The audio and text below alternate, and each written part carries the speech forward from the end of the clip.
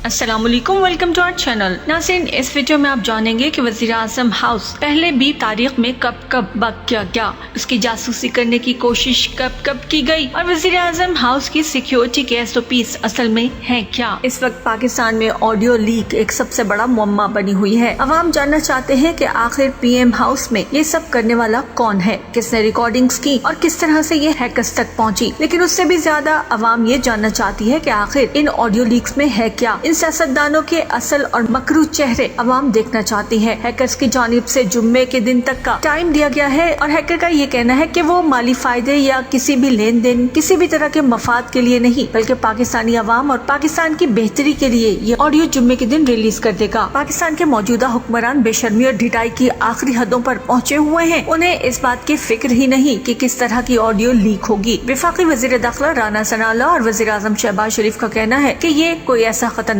मामला नहीं और न ही कोई सिक्योरिटी ब्रीच हुआ है। तहकीकाती टीम बना दी गई है, पता चल जाएगा कि ये किस तरह हुआ। तहम इंटरेस्टिंग बात यह है कि तहकीकाती टीम ने तो अपना काम शुरू ही नहीं किया। अलबत्ता ये जरूर है कि लोग ये जानने लग गए कि मरियम नवाज का असल चेहरा क्या है और इसहाक डार की वापसी के लिए किस तरह से जज समेत कौन कौन से लोगों को मैनेज करने की बात की जा रही है। आने वाली ऑडियो लीक्स में इसके अलावा भी बहुत धमाकेदार चीजें हो सकती हैं। लेकिन इस वक्त पाकिस्तान में वजीर आजम हाउस की 100 घंटे से जायद की ऑडियो की डार्क वेब पर मौजूदगी और उसकी मुबैना नीलामी के बाद नमूने के तौर पर आने वाली ऑडियो लीक्स को मुल्क के सबसे बड़े दफ्तर पर साइबर हमला करार दिया जा रहा है। हुकूमत के मुताबिक तो तहकीकात का आगाज हो चुका है, लेकिन एक्चुअली ऐसा कुछ नहीं हो रहा। लेकिन ये कोई पहला मौका नहीं कि वजीर आजम हाउस या वजीर आजम ऑफिस को बक किया गया हो। माजी में हमने देखा कि इमरान खान के फोन को इसराइली सॉफ्टवेयर से हैक करने की कोशिश की गई थी और पहले भी कई एक वाकयात रूनुमा हो चुके हैं। इनमें से कुछ वाकयात मीडिया की जीनत बनते रहे हैं। ताहम जासूसी के वाकयात के बाद ऑडियो या वीडियोस लीक नहीं की गयी। माजी करीब की अगर बात करें तो साबिक वजीर आजम इमरान खान के मोबाइल फोन को इसराइली सॉफ्टवेयर पेगासस के जरिए हैक करने की कोशिश की गई थी। जुलाई 2021 में अमेरिकी अखबार वॉशिंगटन पोस्ट ने एक रिपोर्ट में दावा किया कि पाकिस्तान के वजीर आजम इमरान खान का पुराना नंबर भी हैक करने की कोशिश की गई थी, जिसके बाद हुकूमत की जानिब से ऐलान किया गया था कि तहकीकात में ये देखा जाएगा कि मोबाइल हैक हुए या नहीं। पेगासस हैकिंग के हवाले से कहा गया था कि ये पनामा लीक से भी बड़ा स्कैंडल है। इस वाक़े के बाद वजीर आजम इमरान खान गर्मियों में वजीर आजम ऑफिस में अपने दफ्तर से मुल्हिका कमेटी रूम्स और सर्दियों में वजीर आजम हाउस के लॉन में मुलाकातें और इजलास करने लगे थे। यहाँ तक कि वजीर आजम और DG ISI और गैर मुल्की वफूद से भी बाहर लॉन में बैठकर मुलाकातें करते थे और पाकिस्तानियों की एक बड़ी तादाद शायद ये नहीं जानती थी कि इसके पीछे रीजन क्या है, लेकिन असल रीजन यही था कि उनके ऑफिस और रूम्स को बक किया जा रहा था। उससे भी पीछे जाए तो साबिक वजीर आजम नवाज शरीफ के दौरे हुकूमत में वजीर आजम हाउस से रिहायशी यूनिट की ड्रोन के जरिए निगरानी का वाक़या भी सामने आया था, जिसके बारे में कहा जाता था कि वो पाकिस्तान में दो इंटेलिजेंस इदारों की बाहमी मुखासमत का नतीजा था, यानी दोनों में आपस में ठनी और इसका निशाना बने वजीर आजम हाउस और ऑफिस।